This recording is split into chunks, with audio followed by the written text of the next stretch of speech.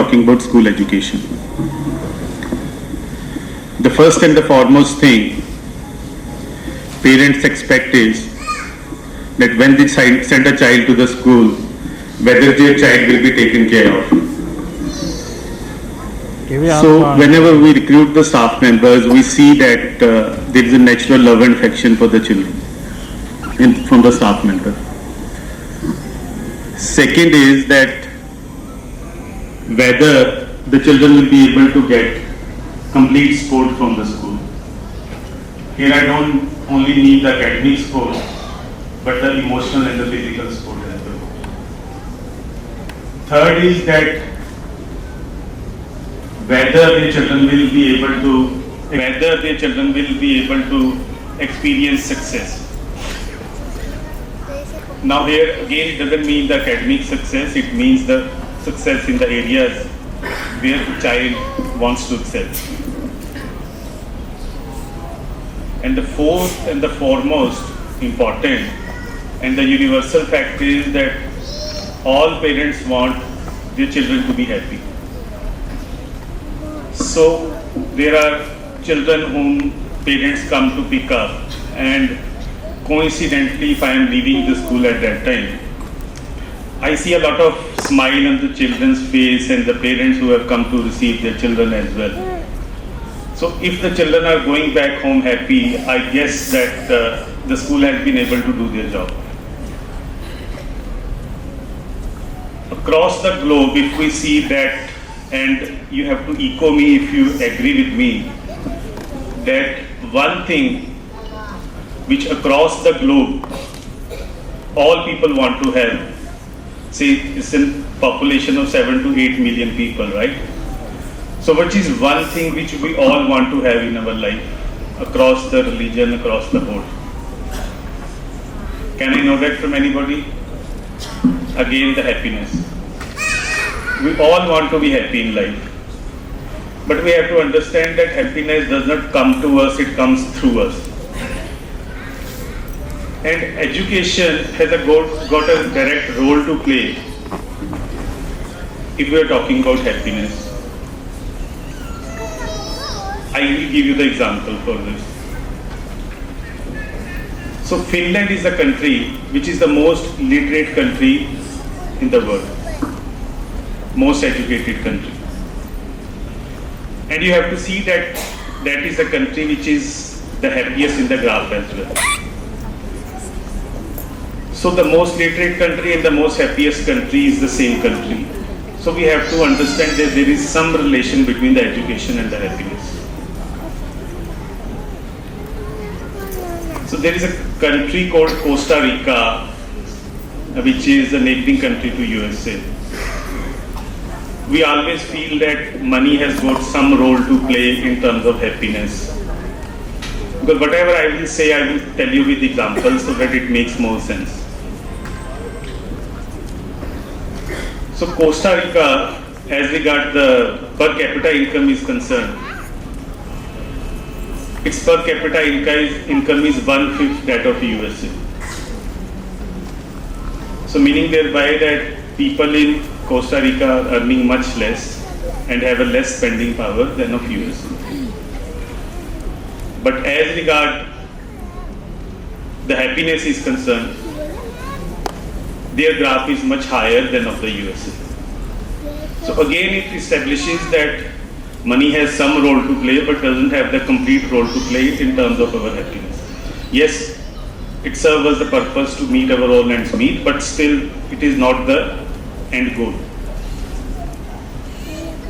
So when we send our children to school, we presume that the goal is that the children should gain intellectual knowledge, they should pass their exams and able to get good job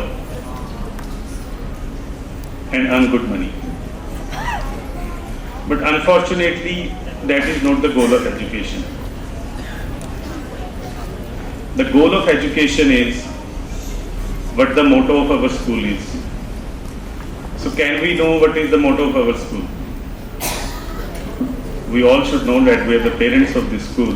Confident, competent, caring. Yes. So the goal of education is to make our children confident, competent and caring children. Earning money should be the... So if the goal of education, if we understand, is not only to earn money, but to make the children learn how to have a good life. One story I would share with you, I read many years before, so it transformed my life as well a bit. I'm sure if you will listen, it is going to transform your life as well. So we know Albert Einstein, when he was going to get the Nobel Prize, instead of offering a tip, he gave a one-liner to the waiter, and that one-liner had gone for 2 million in the auction later on. And what does that say? So he said that a calm and humble life will give you more happiness than the pursuit of success and the constant restlessness that comes along with it. So we have to slow down our life. We have to reprioritize our life. We have to understand that what are the goals of ours and what are our roles and responsibilities to our children. I always say that we have to be like the gardener parents. So what does gardener do? So he makes all efforts to give best environment to the plant, but the plant grows on its own. We have to understand that our children are also having their one life, and their source of happiness may not be the same as ours. I always wish my children to follow their own path. But unfortunately, what we as a parent do is that we always compare our children with some children of the class, without having understanding and a realization that even our two children in the home are also not the same, even if they have been brought up in the same environment. I will tell you with my live example. So I have two kids. Daughter is elder, son is younger. Daughter has always been good in academics and very hardworking. She has been able to excel in her academics, been able to go to a good college, pursued her post-grad, etc., doing a great job. But has always been stressful because of the kind of things she wants to achieve in life. So I have a son who is younger. He is in third year now, undergrad. So he is having his own qualities. He is in college team for cricket and other sports, doing decent in studies. So a couple of months before he was at home, and I was trying to know from him that which are the subjects he has taken for the next semester. So he said that I just forget about it. So I asked him that it is a bit surprising that you don't know which are the subjects you are going to pursue for your next semester. So he said that, look, there were list of subjects because the education system is a bit different in US. So there was a list of subjects from which to choose. So from the list I saw this I can't do, this I can't do, this I can't do, this I can't do. So whichever was the balanced one I have taken. So the approach is different for both the children, but of the two I guess the younger one is more happier of the two. So there I feel that I have been able to do my duty as a parent better than the elder one, in spite of the fact that she has excelled more than the younger one.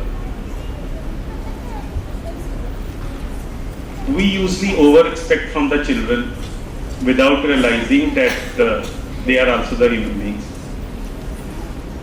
Especially in our academic scenario, we have to understand that whenever they are going to sit for their competitive examination, because now the children who are in grade 8, so on, they will be going to go for their academic examination, competitive exams. There we have to understand that 90% of the children will not succeed. Only 5% I guess will be able to succeed in that competitive examination. So the thing which is more likely to happen, we as a parent are not prepared for it and are not able to confront that. So we have to accept that the children who may not have a liking for the thing which they are doing, parents end up choosing their subjects as well. And when they are not able to do well, the whole onus comes to the children only. Not only that, when the children grow up, we end up imposing the things for their marriage as well. So how far the children can take it? I give you an example, and I have been told about this, so I am really thrilled about to share with you that one of the parents whose child could not succeed in the competitive exam, that parent ended up throwing a party to his friends and to the family friends that, look, I guess this was not something which my child would have pursued later. It is better that we are able to crystallize it early and let us celebrate about this. So we have to understand that how many parents will throw a party when their children are not able to succeed. That is something which we need to take guidance from, and we should be there with our children thick and thin.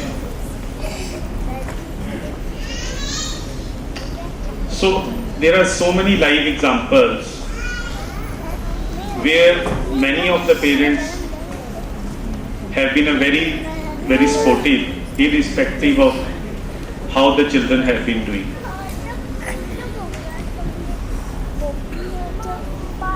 It's not only that.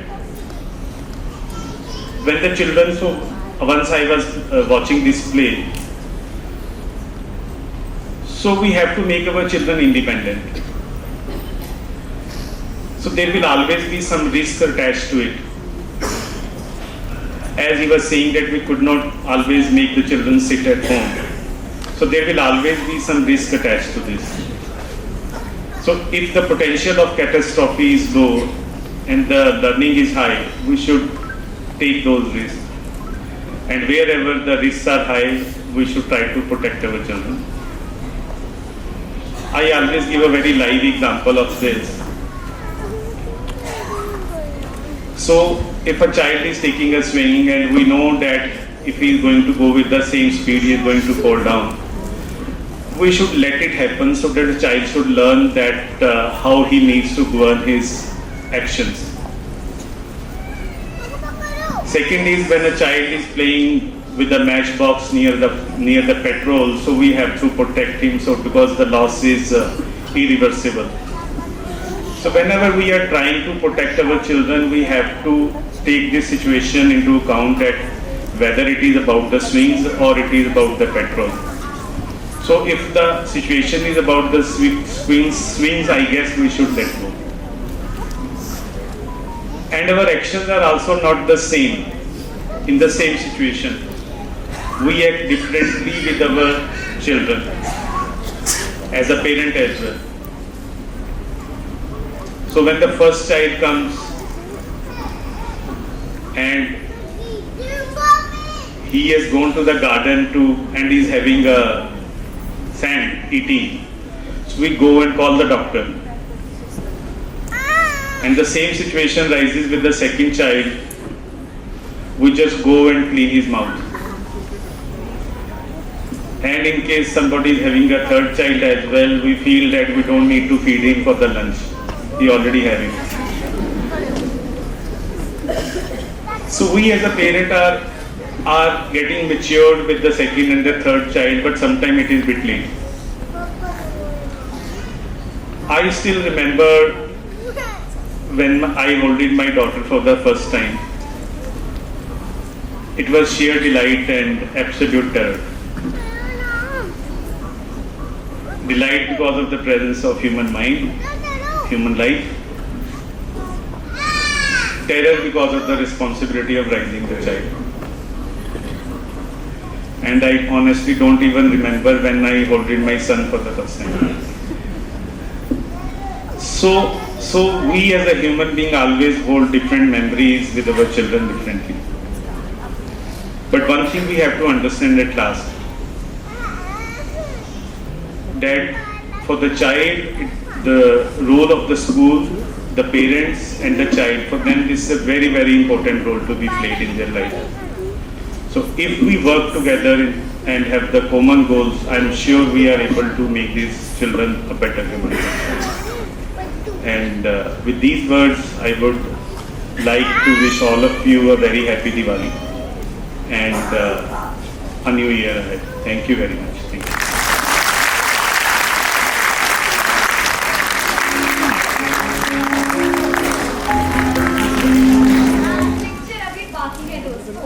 How can we Punjabis end the show without bhangra? आओ सारे नचिए गाइए, रल मिल के भंगड़ा पाइए, जो सजदा रंग पंजाब दी धरती दा, सारे रल मिल के धुन नाल पैर मिलाइए, आओ सारे रल मिल के भंगड़ा पाइए. With this said, I would like to request you to give a big round of applause for our energetic bhangra dancers.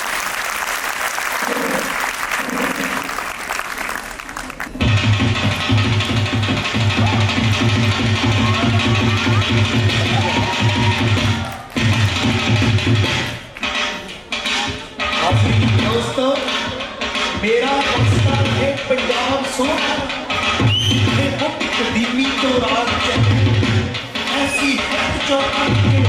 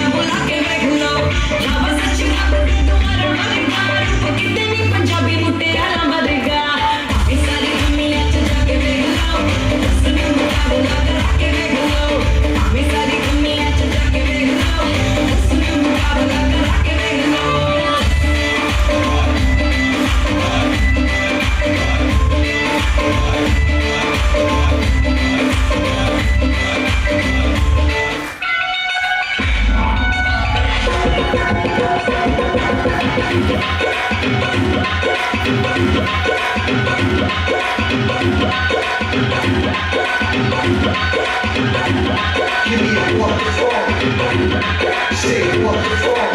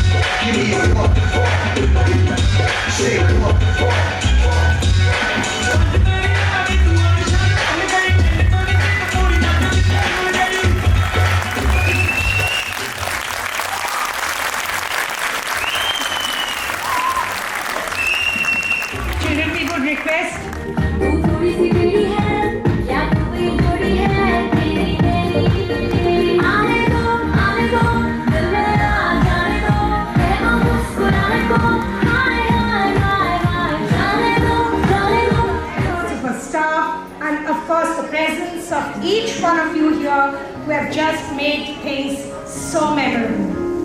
Each child is unique, different, like different flowers in a garden, but all of them together will definitely make this world a beautiful place to live in. So ladies and gentlemen, one more round of applause for all the students before you leave. Thank you for making this annual day such a big and heartful success. Thank you dear parents for your time, the most thoughtful gift of all, and most importantly, you for giving us the support and strength to keep moving on. A special thanks to the director of the school, Mr. Sandeep Singh, and Ms. Avinash Kaur, without whom nothing would have been possible. Thank you, sir and ma'am. Thank you, Ms. Punajit Kaur, principal of the school, for always being with us. You are our backbone. Heartfelt thanks to the vice principal, Ms. Raina Jona, coordinator, Ms. Monica Sharma, all the teachers of classes 6 to 8, the comparing team, activity department which includes dance, music, art, IT department, special mention to CEO and admin manager and his team, the sports department for maintaining the discipline, each and every teacher who have been working behind the scenes to make this possible. Thank you children for all your energy. Thanks to the housekeeping staff, and heartiest thanks to each and every member in the school for your countless contributions towards this annual show to make it a resounding success, to celebrate this happiness as a family. As a part of Smart Wonder School, all of us together sharing our happiness and joy, here's wishing you a very happy Diwali. Hope that this Diwali brings you new hope, dreams, aspiration, huge smiles and lots of love. 3 cheers for Smart